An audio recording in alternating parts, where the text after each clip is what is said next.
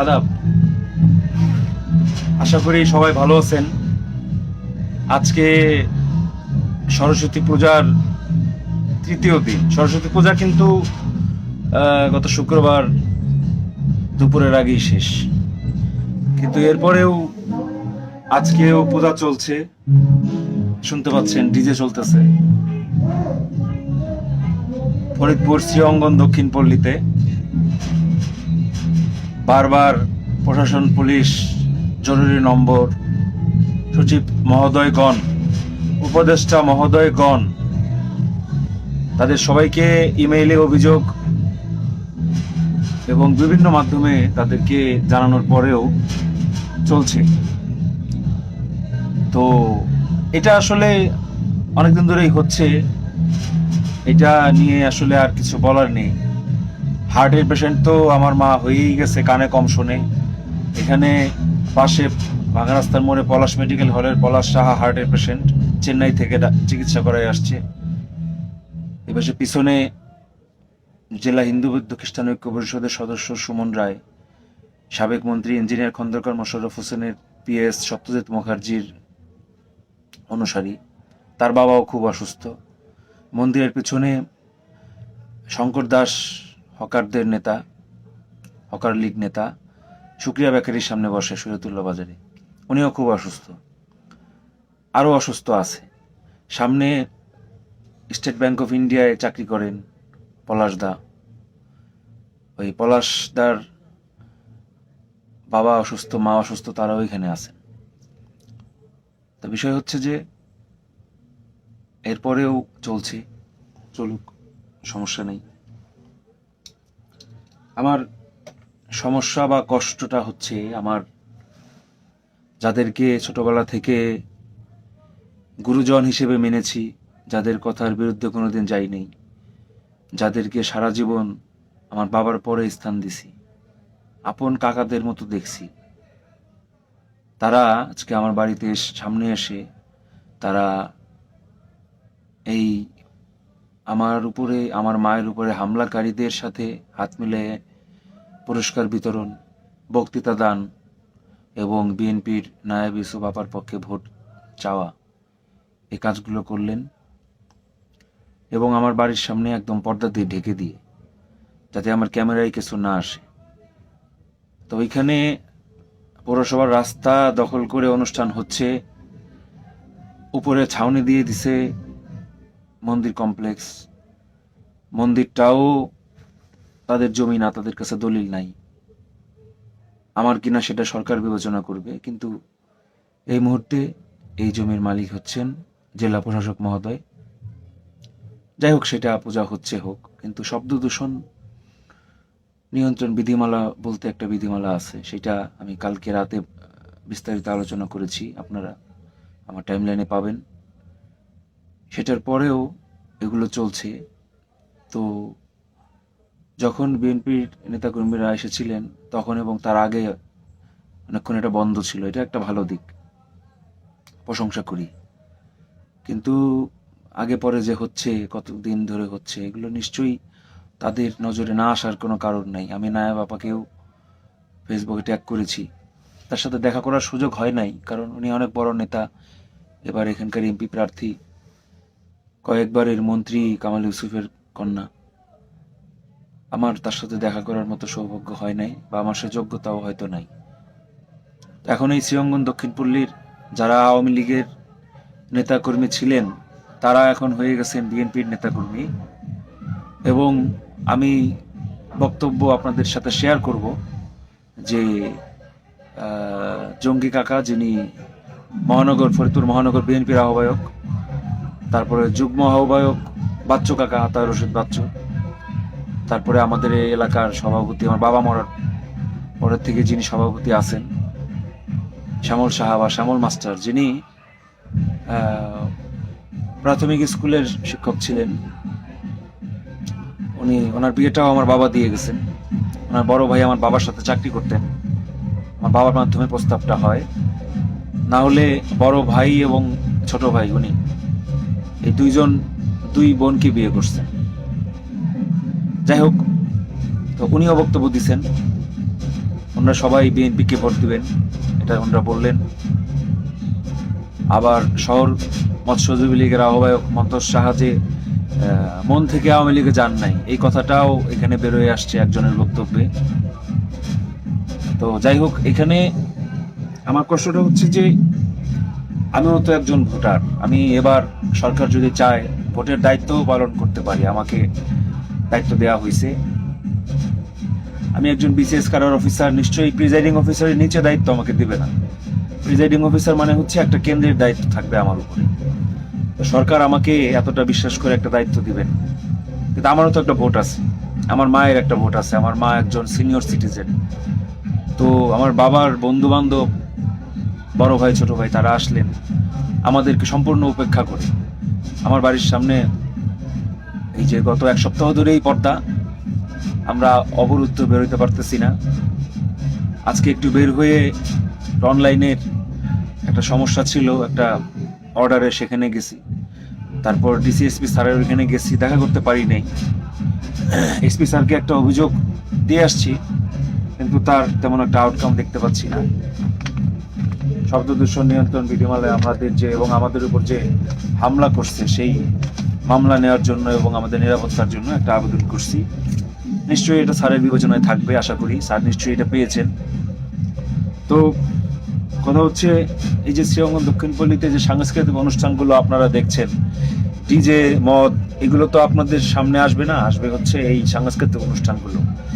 এই যে উলুধ্বনির প্রতিযোগিতা মহিলাদের মধ্যে, বালিশ খেলা, চেয়ার খেলা, তারপরে লটারি প্রতিযোগিতা, তারপরে বাচ্চাদেরকে পুরস্কৃত করা, নাচ গান, যারা ফার্স্ট সেকেন্ড থার্ড হয় তাদেরকে পুরস্কার দেয়া, এই প্রথাটা কিন্তু আমার বাবা, প্রয়াত বীর মুক্তিযোদ্ধা, অবসরপ্রাপ্ত সরকারি কর্মকর্তা অ্যাডভোকেট কমল কৃষ্ণ গুহ ওরফে কবি বাবু ফরিদি, উনি কিন্তু প্রচলন করছিলেন যখন এখানে পাকা মন্দির ছিল না। আওয়ামী লীগের গত 3 টার্মে তো এই শ্রীঅঙ্গন দক্ষিণপল্লীর মানুষদের কপাল ফিরছে, এরা এক একজন আঙুল ফুলে কলা গাছ হয়ে গেছে, কিন্তু এর আগে এদের অবস্থা খুব খারাপ ছিল। আর আমার বাবা, আমরা তো তুলা গ্রামের জমিদার ছিলাম, কৈজরি ইউনিয়নের। তো 71 সালের আগে আমাদের বাস চলতো ফরিদপুর শহরে। তো আমরা দান করতে করতে ডাউন হয়েছি, আর এরা ফুলতে ফুলতে। তো বিএনপির আমলে আমার বাবা এখানে অনেক দান, সবচেয়ে যেটা ছিল হচ্ছে উনি একটা সমিতি চালাতেন, যে সমিতির মাধ্যমে সবাই 20 টাকা করে দিত, যা টাকা উঠতো একজনকে দিত তার ভাগ্য ফেরানোর জন্য। যেমন এই যে শঙ্কর দাসের ওয়াইফকে দিত, উনি কাঁচা কলা কিনে নিয়ে সালার মধ্যে রাখায় পাকাইয়া শুক্রিয়া বেকারির সামনে বিক্রি করত, বিক্রি করে লাভ সব রেখে দিত, আর যে মূল টাকাটা সেটা কোনোবার ফেরত দিত, কোনোবার ফেরত দিতে পারতো না। তো তারা এতটাই গরিব ছিল, 5টা মেয়ে নিয়ে, পাকা ঘরও ছিল না। আমার বাবা অনেক উপকার তাদের করছে, তার 3টা মেয়ের বিয়ে আমার বাবা দিয়ে গেছে। এরা এখন স্বীকার করে না। ওই যে 3 নম্বর মেয়েটা নার্স, দুর্গা, শিশু হাসপাতালের নার্স, ও কিন্তু ম্যাট্রিক ইন্টার পড়ছে, ওর প্রথম যে স্বামী আমার বাবা তার সাথে বিয়ে দিয়ে গেছিল তার টাকায়। তো যেদিন আমার বাবা মারা গেল, ওই দিন এত পরিশ্রম করছে, 1 ঘন্টা দাঁড়ায় দুর্গারে বুঝাইছে কেন তার স্বামীর কাছে ফিরে যাওয়া উচিত। দাঁড়ায় দাঁড়ায় ওনার উপরে অনেক স্ট্রেস হয়ে গেছে ওই দিন। যদি তাকে খুন না করে থাকে তাহলে এটাও একটা কারণ। এবং এভাবে তার মরার সময় হয় নাই, বয়স হয় নাই, 51 বছর বয়সে যেভাবে বাবা মারা গেল আমাকে একা রেখে, এই অথই সাগরে আমাদের দুইটা অবুঝ প্রাণীকে। আমি পড়ালেখা ছাড়া কিছু বুঝতাম না, ভালো ছাত্র ছিলাম। আমাকে বলছে তুই খালি পড়ালেখা কর, তোর আর কিছু বোঝা লাগবে না, সব আমি দেখবো। তো আমার মাও এরকম একই রকম ধর্মকর্ম নিয়ে ব্যস্ত থাকছে, সারাদিন ধর্মকর্ম, মানুষের সেবা। শ্রীঅঙ্গনের দাতব্য চিকিৎসালয়ে ডাক্তারি করছে। এখানে পরে বাবা মরার পরে ধর্ম মন্ত্রণালয়ের অধীনে শ্রীঅঙ্গন এই মন্দিরে বাচ্চাদের পড়াইছে। সেই বাচ্চারা এখন আমাদের উপর হামলা করে, আমার মাকে ধাক্কা দিয়ে ফেলে দেয়, যা তা বলে, আমারে মেরে আত্মরা করে, আমার মারে মারে, বাড়িঘর ভাঙচুর করে। যাই হোক, তো বাবা তো আমাকে এসব রাজনীতি শিখে যায় নাই, বাবার বন্ধু বান্ধবদের বাড়ি ঘরের সাথে তেমন একটা চেনায় রেখে যায় নাই। শুধু চেনাইছে আবু জাফর দিলু কবি আর এই যে এরকম কায়েম জঙ্গি কাকা, ওনাদেরকে চেনাইছে, এরকম কিছু মানুষ। তো বাচ্চু কাকার বাড়িটা আমি চিনি না, চিনলে তার বাসায় আমি যাইতাম। বাচ্চু কাকা যিনি যুগ্ম আহ্বায়ক, ওনার ছেলে রিমু দেখি যে আমার বিরুদ্ধে পোস্টে লাইক দেয়, মানে আমার এলাকায় শত্রুগুলা ওদের পোস্টে লাইক দেয়। জানি না এটা রাজনীতির কারণে কিনা, পরে বলবে দাদা আমি তো রাজনীতির কারণে করছি, কিন্তু বিপদের সময় যে আমার বিপক্ষে শিবিরে লাইক দেয় বা বিপক্ষে আশকারা দেয় বা তাদের সাথে থাকে, তাদেরকে উৎসাহ দেয়, তারা শত্রু হিসেবেই গণ্য হয় হিসেবে। তারপরেও আমি শত্রু তাদেরকে গণ্য করতে চাই না। আমার দুর্ভাগ্য যে তাদের বাড়ি আমি চিনি না, তাদের কাছে আমি যেতে পারিনি। আর আমি ফরিদপুরে ছিলামও না দীর্ঘদিন, ঢাকায় পড়ালেখা করছি, ম্যাট্রিকের পর থেকেই ঢাকায়। আর ম্যাট্রিক পর্যন্ত তো বাবা বাড়ির বাইরে যেতে দেয় নাই, শুধু বলছে পড়ালেখা কর। টেবিলের সামনে, টেবিলের উপর বৈশা ভাঙাচোরা করে দুই কানে আঙুল দিয়ে জোরে জোরে পড়তে হয়েছে, নাইলে বাইরের যে শব্দ এই দূষণের মধ্যে তো পড়ার কায়দা নেই, এটা তো একটা বস্তি বানায় ফেলছে। যাই হোক, তো পূজা শেষ পরশুদিন, আজকেও চলতেছে ডিজে, সারা রাত চলবে। জরুরি নাম্বারে ফোন দিলে থানা ডিউটি অফিসার বলে যে এগুলো তো আপনাদেরই পূজা, আপনাদেরই অনুষ্ঠান। এইটা তো আমার ধর্ম না।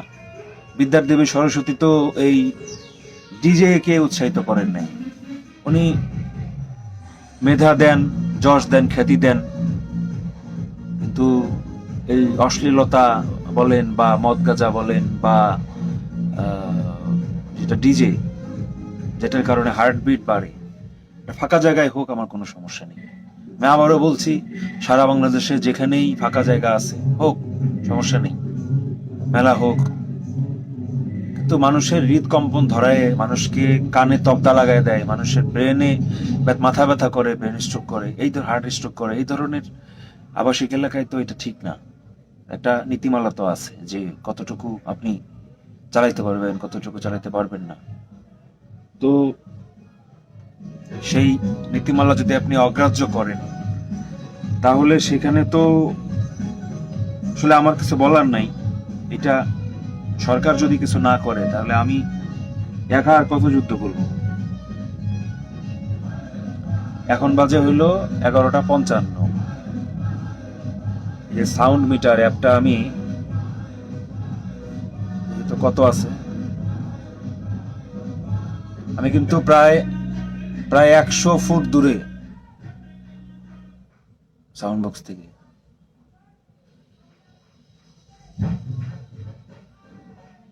বলতেছে সাউন্ড দে, সাউন্ড দে।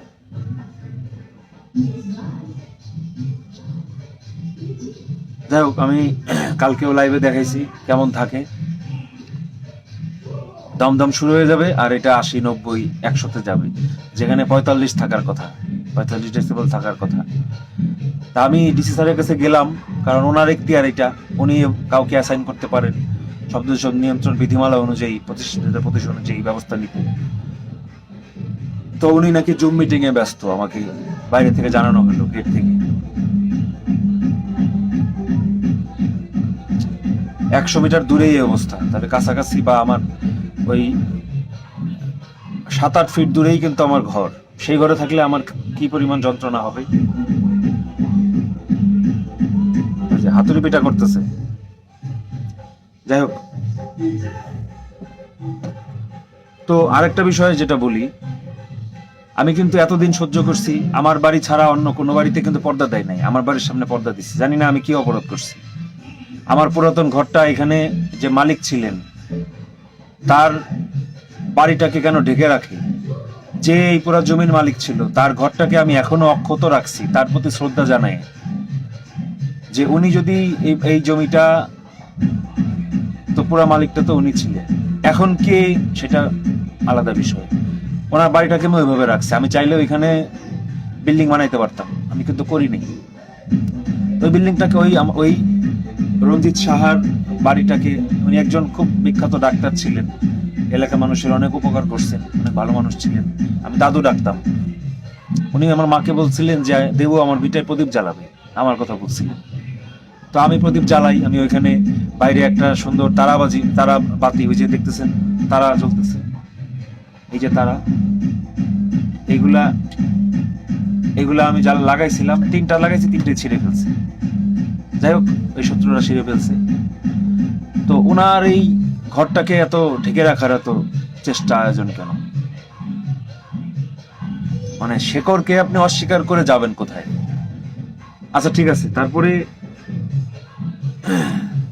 একটা জিনিস আপনাদেরকে দেখাইতে চাই যে আমি কিন্তু শুধুমাত্র এই মানে আমাকে পাগল বলতেছে বা যা বলতেছে, আমি কিন্তু যা বলতেছি আইন অনুযায়ী বলতেছি।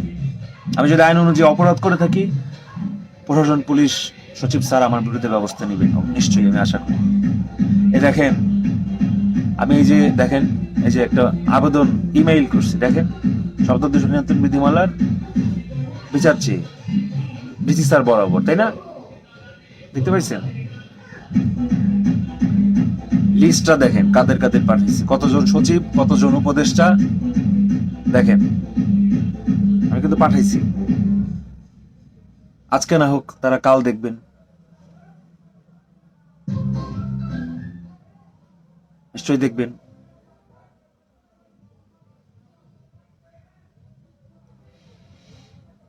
তো এগুলোর ফল কারা পাবে, ভোগ করবে জানেন?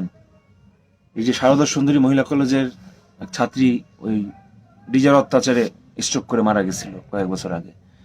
মাঝে মাঝে এরকম ঘটনা শোনা যায়। জগন্নাথ হল আমার প্রাণের প্রতিষ্ঠান, ঢাকা ভার্সিটি জগন্নাথ হলে আমি থাকছি, সেখানেও এরকম দেখা যায় প্রায় প্রতি বছরই দ্বিতীয় দিন ওই যে ডিজে বাজে সাউন্ড বক্সের সামনে, ভেজাল মদই খায় না কি খায় জানি না, ওইখানে কিন্তু অনেক ছেলে স্ট্রোক করে মারা যায়। পত্রিকায় আসে স্ট্রোক করে মারা গেছে, কিন্তু এত অল্প বয়স্ক ছেলেরা স্ট্রোক করে মারা যাবে কেন? 19 বছর, 20 বছর, 24 বছর বয়সের। তো এই যে হার্টের কম্পন ধরায় ডিজে, এই জিনিসটা প্রতিবাদ করা তো অন্যায় না? মুসলিম ভাইয়েরা, হিন্দু ভাইয়েরা, সব সম্প্রদায়ের মানুষের সাপোর্ট চাই আমি, যে আমি তো কোনো অপরাধ করতেছি না। শব্দ দূষণ নিয়ন্ত্রণ বিধিমালা 2025, এটা লিখে সার্চ দিবেন গুগলে, আপনার কাছে আইন চলে আসবে। আইন অনুযায়ী আপনি প্রতিকার চাবেন সরকারের কাছে। লিখিত দিয়ে কাজ না হলে আপনি 999 ফোন দিয়ে অভিযোগ জানাবেন। পুলিশ এই ব্যাপারে খুবই অ্যাক্টিভ, 999 প্রচন্ড অ্যাক্টিভ, তারা ব্যবস্থা নেন, এটা আমার অভিজ্ঞতা বলে। তো ঠিক আছে, জঙ্গি কাকা, বাচ্চু কাকা, আপনাদের প্রতি শ্রদ্ধা রইল। আপনারা আমাদেরকে একটু দেখতেও আসলেন না, আমাদেরকে যে দুই মা ছেলে যে মেরে আত্মহত্যা করছে, জানি না সিসি ফুটেজ দেখছেন কিনা আমাদের উপর হামলার, একটু দেখতেও আসলেন না, একটু ডাকলেনও না। ঠিক আছে, ওইখানে অনুষ্ঠান করছেন, যাওয়ার আগে একটু দেখে যেতেন যে ঠিক আছে বাবুর ছেলে বাইস্তা কেমন আছে, একটু দেখে যাই। হোক বাইস্তা বড় মস্তান, বড় খারাপ, তুমি বিসিএস কেরার তো ওরে তো মানে বাবু ভরে দিতে কোটি কোটি টাকা থুয়ে গেছিল, সে টাকা দিয়ে বিসিএস কেরার হয়েছে, নাহলে এরকম পাগল কেমনে কেরার হয়? যাই হোক, হয়তো সেরকম কোনো চিন্তা ভাবনা আপনাদের আছে কিনা, মানে আপনারা এরকম ভাবছেন কিনা আমি জানি না কাকা, কিন্তু এটা আমার জন্য দুর্ভাগ্য। এটা জেনে আমার জন্য খুব কষ্ট হয় যে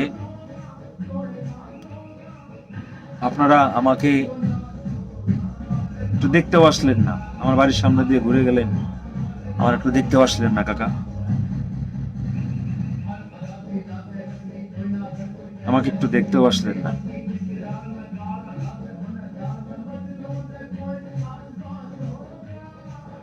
ঠিক আছে কাকা, সমস্যা নেই, আমাদের দুইটা ভোট, তো দুইটা ভোটের আপনাদের প্রয়োজন নেই, আমি বুঝতে পারছি। আমি তো বলছিলামই যে খন্দকার মোশাররফ সাহেবের অনুসারী এরা ছিল, এই তৃষ্ণা সাহা, শ্যামল সাহা, মন্তোষ, গোপাল মজুমদার, শ্রীঅঙ্গন, এরা আমার উপর অত্যাচার করছে, আমাকে মারছে, আমার মাকে মারছে, আমার মা অসুস্থ হয়ে পড়ছে, তারপর থেকে আমি খুব নরক যন্ত্রণা ভোগ করতেছি। এই জন্য আমি খন্দকার মোশাররফ সাহেবকে আমি ভোট দিছিলাম না। এই দক্ষিণপল্লী থেকে আপনারা একটা ভোট পাইছেন, সেটা হচ্ছে আমার ভোট, দেবদুলাল গুগল ভোট। এজন্য আমাকে অনেক যন্ত্রণা সহ্য করতে হয়েছে, তারপরেও আমি দিছি। কেন দিছি? কারণ ওনার চেয়ে আমার কাছে কামাল ইউসুফ সাহেবকে ভালো মনে হয়েছে। উনি শ্রীঅঙ্গনের এই যত কালভার্ট, বসার জায়গা, তারপরে যে রাস্তা ঢালাই, এগুলো সব উনি দিয়ে গেছেন। কিন্তু এই যে পুরান ঘর, আপনারা বাবা বেঁচে থাকতে যেই ভোট চাইতে আসতো সবাই এই পুরাতন ঘরে আগে ঘন্টার পর ঘন্টা আপনারা বসে গল্প করতেন, নির্বাচনের জন্য ভোট চাইতেন, বাবার কাছ থেকে বুদ্ধি পরামর্শ নিতেন, আইনি পরামর্শ নিতেন। এবং জঙ্গি কাকা আপনি তো বলছেনও যে আপনি, দিলু কাকা আর আমার বাবা তিনজন একই জামা কাপড় বানাইতেন, একই কালারের, একই কাপড় দিয়ে, এবং একসাথে ঘুরতেন, সবকিছু করতেন, মারামারি থেকে শুরু করে সবকিছু একসাথে করতেন। তো যাই হোক, সেই এখন হয়তো রাজনীতির বাজারে এগুলোর কোনো দাম নাই, এ ব্যাপার না।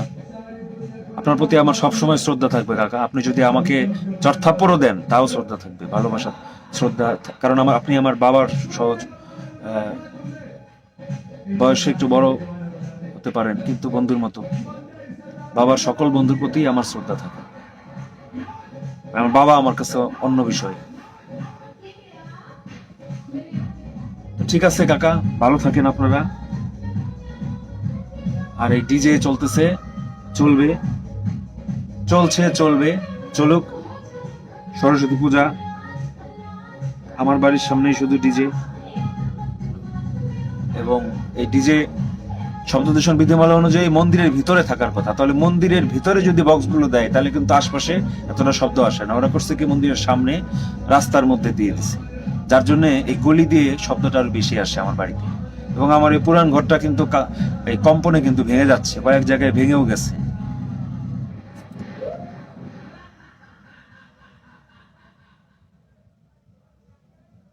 তো এখন রাত 12টা 4। আগে যেটা হইতো, মাইক বাজতো, অনেক ফুট উপরে বাসে মাইক দিত, উপর দিয়ে শব্দটা চলে যেত, আর এত কম্পন সৃষ্টি করতো না। তো এখন উপরে ছাউনি দিয়ে দিছে, আর নিচে চারদিকে বাড়ি ঘর বেশি হয়ে গেছে, ফাঁকা মাঠ নাই। এখন ওই মানে সাউন্ড বক্সের শব্দটা একবারে বুকে কাঁপন ধরায়, বুঝছেন?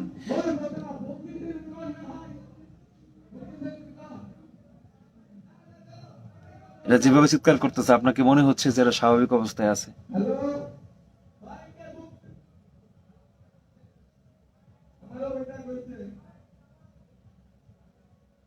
ঠিক আছে, চলুক।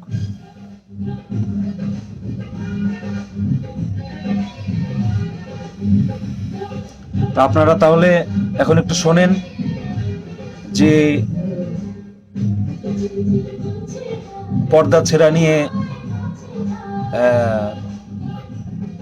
বিজলি দাস যে আমার বিরুদ্ধে অভিযোগ দিল, ডেকে নিয়ে আমার উপর হামলাকারী, এই যে মনীষ সাহা, যে হলো শহর মৎস্যজীবী লীগের আহ্বায়ক মন্তসর ছেলে, তারপরে দুর্জয় সেন, তারপরে আর্য ভৌমিক, মানিক ভৌমিকের ছেলে, আর দুর্জয় সেন হচ্ছে, ওর দাদুর নাম হচ্ছে সমর সেন। এদের কাছে যে অভিযোগ দিল, তো এটা মানে তার জন্য আমার বাবা, আমরা এত কিছু করলাম, তো তারা এগুলো স্বীকার করবে না। আমি ভগবানের কাছে এটুকু প্রার্থনা করি যে এদেরকে তুমি উত্তম বিচার দিও। যে যেমন করছে আমাদের সাথে, তাদেরকে তুমি সেভাবেই বিচার কইরো। আর বিদ্যাদেবী মা সরস্বতী তো আমার সাথে আসেনি, না হলে তো আমি এত বিদ্যাপতি পাইতাম না, এতটুকু ডিগ্রি, এত শত্রু, এত অত্যাচারের পরেও এই বস্তি থেকে আমি তো এত বড় পর্যায়ে বিসিএস ক্যাডার, এত বড় পর্যায়ের সাংবাদিক, ঢাকা ভার্সিটির মতো জায়গায় 2টা ফার্স্ট ক্লাস, ফিজিক্সের মতো সাবজেক্টে, তাও পদার্থবিজ্ঞান কিন্তু এত সহজ সাবজেক্ট না। নটরডেম কলেজের থেকে প্লাস, জেলা স্কুল থেকে প্লাস, তার আগে ফরিদপুর ব্যাপটিস্ট চার্চ স্কুল। মা সরস্বতী আমাকে অনেক দিছেন। আর একটু যদি দিতেন, আমাকে যদি একটু প্রশাসন ক্যাডার দিতেন, যদি অ্যাডমিন ক্যাডার দিতেন আমাকে মা সরস্বতী, তাহলে দেবদুলাল গুহ কি জিনিস এই দেশ জানতো। তখন আমি বিধিমালা, আইন এগুলো হাতে ধরায় ধরায় মানুষকে দেখাই দিতাম যে দেখেন বিধিমালা হচ্ছে এইটা, তাদেরকে শিখাইতাম আমি। তাহলে আপনারা ভিডিওগুলো দেখেন, হ্যাঁ, যে কাকারা পর্দার অন্তরালে কি বলে গেলেন, ভোট চেয়ে গেলেন। এটা প্রচার করতেছে এই কারণে যে যারা থাকতে পারেন এই অনুষ্ঠানে, তারা যাতে কাকাদের বক্তব্য শুনতে পারেন এবং আপনারা বিবেচনা করতে পারেন যে কাকে ভোট দিবেন। আর আমার কষ্টটাও আপনারা দেখেন যে ওইখানে হামলার আশঙ্কায় যেতে পারতেছি না বাইরে, আমি আবদ্ধ হয়ে আছি ঘরে। ক্যামেরায় একটু দেখবো কাকারা কি বলে, ক্যামেরায় কাকাদের মুখটা একটু দেখতে পারলাম না। কাকারা আসার আগেই পর্দা দিয়ে ঢেকে দিল। কাকাদেরও নিশ্চয়ই সবুজ সংকেত ছিল পর্দা দিয়ে ঢেকে দেওয়ার বিষয়ে, না হলে কেন পর্দা দিয়ে ঢেকে দিতে পারবে এরা? ঠিক আছে কাকারা, ভালো থাকেন। আপনাদের প্রতি আমার শ্রদ্ধা রইল, প্রণাম জানাই। আমার জন্য আশীর্বাদ করবেন যেন আমার বাবার আত্মাকে শান্তি দিতে পারি। আপনারা বেঁচে থাকেন আরো অনেক বছর, সুস্থ থাকেন। আর সবাইকে মা সরস্বতীর পূজা পরশুদিন শেষ, তারপরেও আজকে আবার পূজার শুভেচ্ছা জানাই। মা যেন যোগ্য পাত্রে বিদ্যা দান করেন, যশ খ্যাতি দান করেন। ধন্যবাদ। জয় মা বীণাপাণি।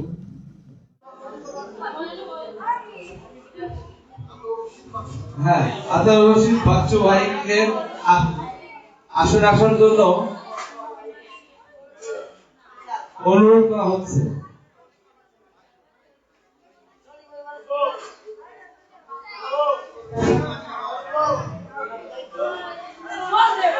আমাদের মাঝে 12 নং ওয়ার্ডের সহ সাংগঠনিক সম্পাদক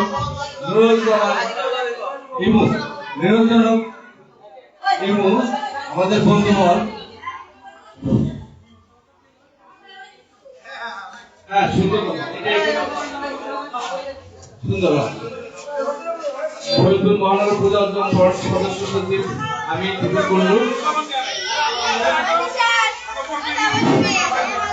সবাইকে আসন গ্রহণ করার জন্য অনুরোধ করছি।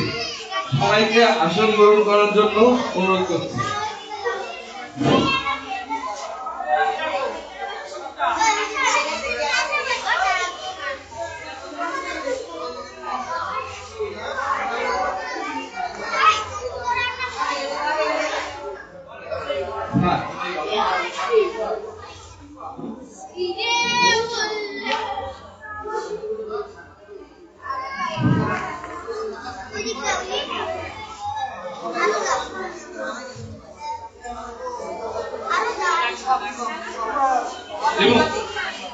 আমাদের মাঝে নুরুজ্জামান ইমু ওয়ার্ডের সহ সাংগঠনিক সম্পাদক, তিনি কিছু বলবেন।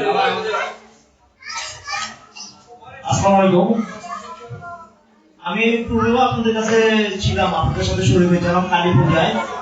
আমার সৌভাগ্য হলো আবার আপনাদের সাথে সরস্বতী পূজায় অংশগ্রহণ করার মতো। আমার যেটা ইচ্ছা যে আমাদের বাচ্চারা যেন ভালো থাকে, বাচ্চারা যেন আনন্দের ভিতরে থাকে। এই জন্য আমাদের একটা ক্ষুদ্র প্রয়াস, আমাদের মুরব্বীদেরকে নিয়ে আমাদের একটা ক্ষুদ্র প্রয়াস। আমি আশা করবো যে সবাই যেন আমরা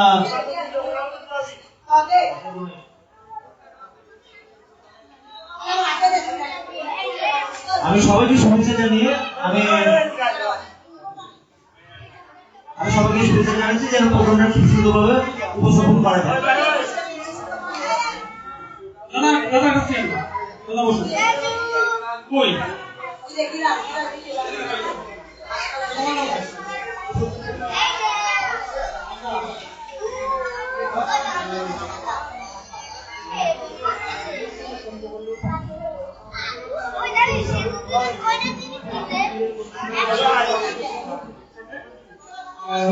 সম্মানিত অতিথিবৃন্দ এবং আমাদের শ্রীঅঙ্গন দক্ষিণ পল্লীর সম্মানিত, আজকের যে আমাদের শ্রী শ্রী সরস্বতী পুজো উপলক্ষে যার সম্বন্ধে দুটি কথা না বললেই নয়। আমাদের নুরুজ্জামান ইমু ভাই আপনারা জানেন যে আমাদের কয়েকদিন আগে এসএসসি পরীক্ষার্থীদের নিয়ে উনি একটি প্রোগ্রাম করেছিলেন। আমাদের সেই প্রোগ্রামে আমাদের ফরিদপুর সদর 3 আসনের বিএনপির মনোনীত প্রার্থী আমাদের অভিভাবক নাওয়াব ইউসুফ উপস্থিত ছিলেন। আমাদের এই 12 নং ওয়ার্ডের কৃতি সন্তান ফরিদপুর মহানগর বিএনপির আহ্বায়ক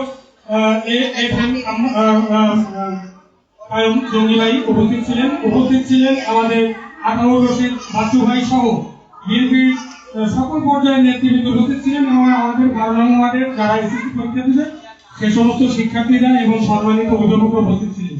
তো একটা ব্যতিক্রম ধর্মীয় অনুষ্ঠান হয়েছে, সুন্দর প্রোগ্রাম হয়েছে। এই যে একটা বিকল্প চিন্তা যে ছেলেমেয়েদেরকে লেখাপড়ার যে একটা উৎসাহ, একটা ভিন্ন ধর্মীয় অনুষ্ঠান, সেটি সকল অভিভাবকরাই প্রশংসা করেছে এবং যারা আমাদের শিক্ষাবান্ধব বিএনপির নেতৃবৃন্দরা ছিলেন সকলেই প্রশংসা করেছেন।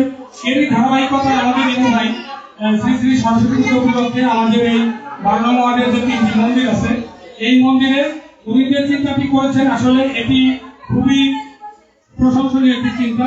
আমি আজকে আমাদের এই অনুষ্ঠানে আমি আমাদের এই অনুষ্ঠানে যিনি প্রধান অতিথি হিসেবে উপস্থিত রয়েছেন আজকে আমাদের আমাদের জঙ্গি ভাই আয়ন জঙ্গি ভাই আমাদের মাঝে উপস্থিত আছেন। আমি এই পর্যায়ে আমাদের মাঝে আরো উপস্থিত রয়েছেন সিনিয়র যুগ্ম আহ্বায়ক বিএনপির সিনিয়র যুগ্ম আহ্বায়ক আতাউর রশিদ বাচ্চু ভাই। আমি বাচ্চু ভাইকে আমাদের এই সুন্দর অনুষ্ঠানে কিছু বলার জন্য বিশেষভাবে অনুরোধ করছি।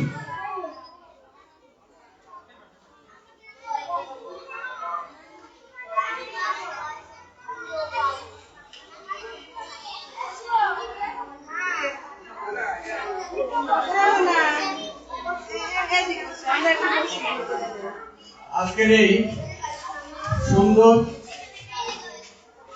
উদ্যোগ এবং সুন্দর অনুষ্ঠানে উপস্থিত মা বোনেরা, ছোট্ট সোনামণিরা, আয়োজক এবং এখানে বিশেষ করে এই অনুষ্ঠানের সভাপতি আমাদের শ্যামলদা, আমাদের দাদা, আমাদের মাঝে উপস্থিত রয়েছেন অত্র এলাকার সন্তান, এই সমাজের সুখ দুঃখের সাথী, বিশিষ্ট সমাজসেবক, মহানগর বিএনপি সম্মানিত আহ্বায়ক জনাব এএফএম আয়ন জঙ্গি ভাই, আমি আপনাদের সকলকে জেলা বিএনপির পক্ষ থেকে রক্তিম শুভেচ্ছা জানাচ্ছি। আমরা আল্লাহর কাছে বলি, আল্লাহ আমাদেরকে জ্ঞান দাও, আর সনাতন ধর্মে বলে মা সরস্বতী আমাদের জ্ঞানকে বৃদ্ধি করে দাও। আমাদের সেন্সটা কিন্তু একই, সকলেই আমরা শিক্ষা দীক্ষায় শিশুরা যাতে শিক্ষা দীক্ষায় বড় হতে পারে, জ্ঞানী হতে পারে, তো এই সেরকম একটা উদ্যোগ এই নুরুজ্জামান ইমু গ্রহণ করেছে। আর এর সাথে সুফল রয়েছে, আমাদের সুব্রত, এরকম অনেকেই এর সাথে জড়িত আছে। আমি অনেকের নাম বলতে পারবো না, ওরা একটু বয়সে ছোট ছোট, কিন্তু ওরা এই সমন্বিত ভাবে এই কাজ করেছে। আর আমি আমার বক্তব্য আসলে অত বাড়াবো না, এই এলাকাটা ব্যক্তিগত ভাবে এবং আমাদের নদীর পরে যত সনাতন ধর্মের মানুষগুলো রয়েছে, আমি তাদের একজন পার্ট এন্ড পার্সন। আমি সুখ দুঃখে সবসময় ছিলাম, এখন হয়তো ইনশাআল্লাহ ভবিষ্যতে আপনাদের নিরাপদ জীবন, সম্মানজনক জীবন আমরা কামনা করি। আর যেহেতু রাজনীতি করি, এটা রাজনৈতিক অনুষ্ঠান নয়, তো তারপরে একটু বলতেই হবে। আমরা আমাদের সদর আসনে মরহুম চৌধুরী কামাল ইসলামের শ্রেষ্ঠ কর্মী চৌধুরী নায়াব ইসলাম অত্যন্ত ট্যালেন্ট, অত্যন্ত সোশ্যাল। আমার কাছে মনে হয়েছে চৌধুরী কামাল ইসলাম আপনাদের শ্রী অঙ্গনে শ্রীবৃদ্ধি করেছে। একটা সময় এখানে ভক্তবৃন্দ উৎসব হতো, এখানে অনেক কাদা হতো, মানুষের অনেক কষ্ট হতো। তো সেটা জিয়াউর রহমান, শহীদ রাষ্ট্রপতি জিয়াউর রহমান সেই 76-এ যখন প্রথম অমর বন্ধুর হাতে 50,000 টাকা, ওই সময়টা 50,000 টাকা তুলে দেন, হ্যাঁ, আর এটা ছিল শুরু। আর অমর বন্ধু ব্রহ্মচারী আমাকে বলেছিল ভাষায় যে তুমি আমার এই শ্রীরঙ্গের স্ত্রীটা বৃদ্ধি করবে। আমি সবাই একটা কথা বলি, উনি আমাকে আরেকটা কথা বলেছিলেন, যখন বন্ধু প্রভু এই শুধু হিন্দুদের হবে তাহলে ওনার জন্ম হলো গয়াগালে কালী। আমি ওনার এই বক্তব্যটা মানে আমি একটু শুনি না, উনি যেভাবে বলেছেন আমি সেইভাবেই বলছি। তো যাই হোক, যারা সাধু সন্ন্যাসী কারো বাড়িতে খান না, আমি তাকে ওইভাবে সম্মান করতে পারি না। তবে আমরা এইখানে অনেক পরামর্শ করে, গোপাল আছে, আমাদের শ্যামল আছে, মন্তোষও ছিল, আবার আমাদের ছেলে একটু ভিন্ন জায়গায় চলে গিয়েছিল পারিপার্শ্বিক চাপে যেভাবেই হোক। হ্যাঁ, তো এইভাবে আমরা শ্রেয় করে এখন চলাচল করতে বা ওখানে খুব স্বাচ্ছন্দ্য। আমার ভাই অনেক টাকা, প্রায় আমার মনে হয় 500-600